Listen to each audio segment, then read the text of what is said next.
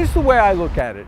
When I talk to people about sculpture, outdoor sculpture specifically, I usually try to tell people who, people are always like, what does this mean and why, all this kind of thing. And I feel like that's a bad way to approach a sculpture if you're not a person who knows about art or art education or whatever, or art history.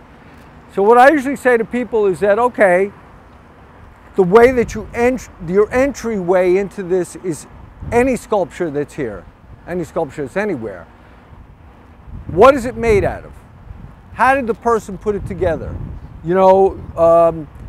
Sculpture is about the world. It's about things, and so there are all different ways of putting things together. People use wood, they use concrete, they use bronze. In this case, it's found steel.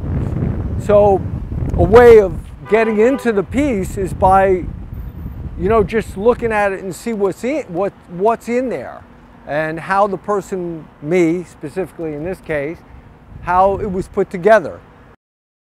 This stuff from old tractors here. This is from a 1948 John Deere tractor, so is the blade. These are from an old sprocket factory that used to be in Bennington. These were the cutouts for sprockets. There's some farm machinery in here. That's an old wheelbarrow wheel.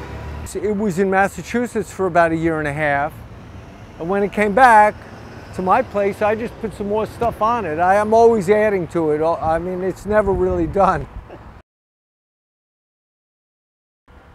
The arch is such a major kind of piece of architecture, you know what I mean? It's like they occur all over the world, and the idea that all the weight is transferred into the ground, it's just a brilliant thing.